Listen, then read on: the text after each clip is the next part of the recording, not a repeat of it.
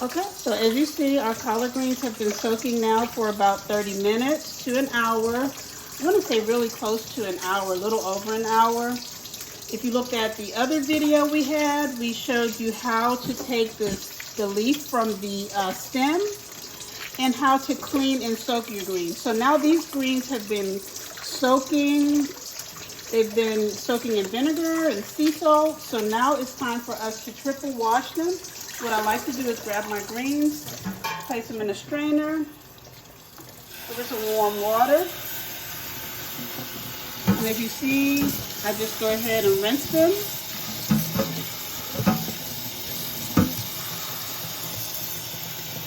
Okay, clean that out a little bit. There we go. And then I'm just going to grab some more. So they're being rinsed. They've already soaked. They're being rinsed now. So I would consider this to be like their second rinse. And then I do a third and final rinse before I place them in the pot. So now these greens are really clean. You don't want dirty greens. Greens do have a tendency to have dirt on them, of course, because they're grown in the ground. So you want to make sure that your greens are really clean. If they're not clean, then it can really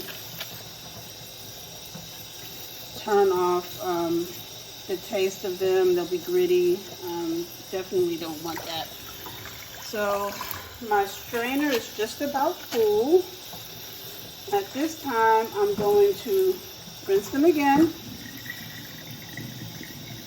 And now I'm going to transfer them into a pot. I don't have water in my pot just yet. But I will be placing some water in the pot, as you'll see a little bit later in the video. So right now, they're doing their final rinse before they get transferred to the pot. Really want to make sure my greens are nice and clean.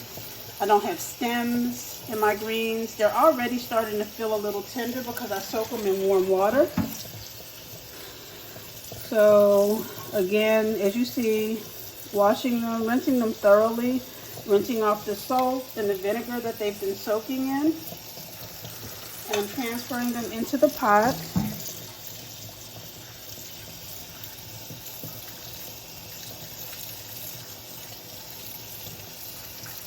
They're already starting to feel tender.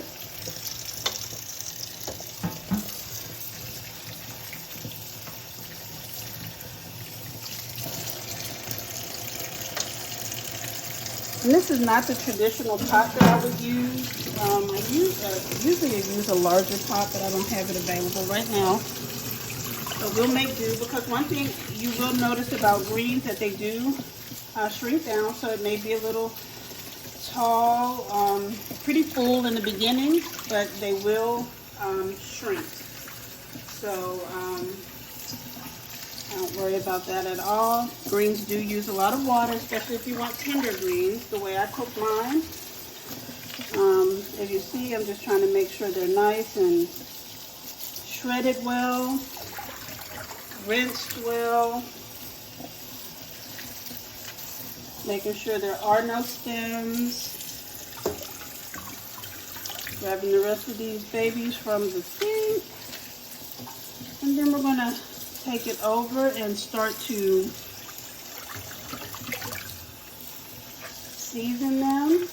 I have everything already prepped. It makes it a little bit easier.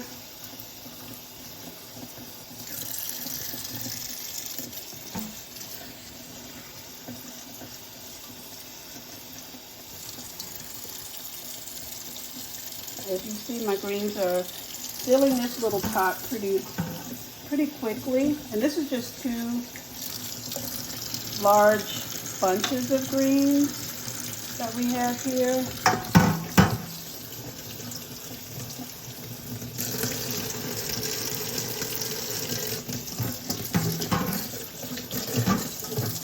Okay.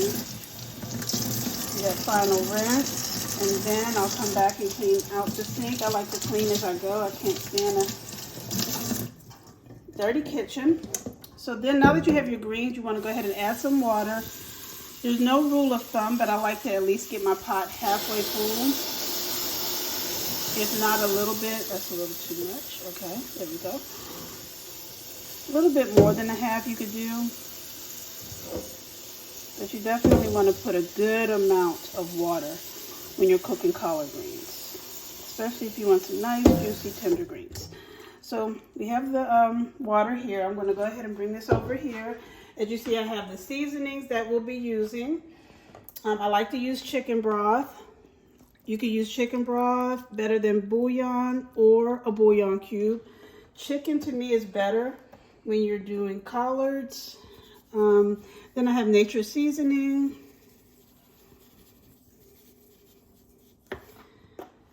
Have a little bit of Lawry's. And in the beginning, I typically will under season. And as my greens cook, I will taste them and season to taste. Garlic powder.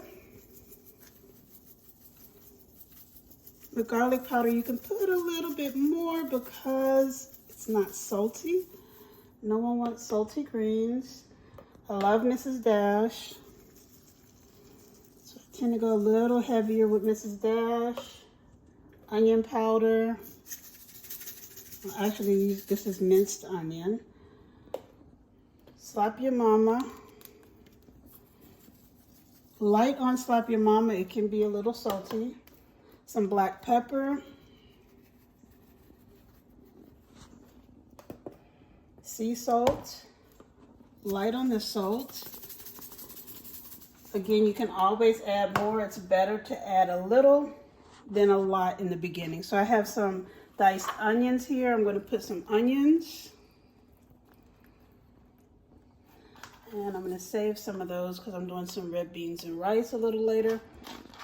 So we put a little bit of onion. This is roughly about one medium-sized onion that I've diced. And then I have some garlic here. So I'm going to go ahead and add this garlic. I'm going to save a little bit of the garlic for my red beans and rice. And then to get some of those seasonings to the bottom, I like to go ahead and do my olive oil on top.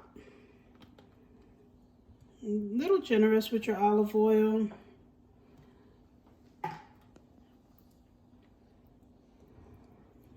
And then I'll do some vinegar.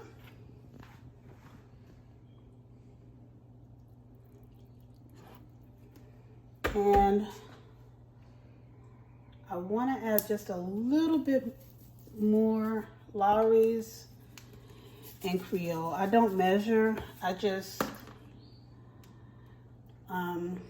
do it by eye. So I'm gonna put these on the stove on probably about medium and cook them for about 5 to 6 hours, but stay tuned for the finished product.